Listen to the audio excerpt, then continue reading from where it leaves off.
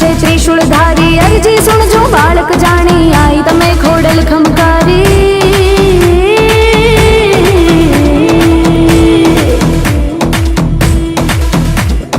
धूप तणातु मां धमकारे आवे छे झालर झणकारे। भागे भूत पलट ने डाकण आई तणा एक ज खमकारे। हो सोमल देने सुखड़ा दीधा पड़मा दुख हटावी दीधा। रूप तमे संभळी ना लईने नवघण जेवा दीकरा दीधा। नवघण जेवा दीकरा दीधा। नवघण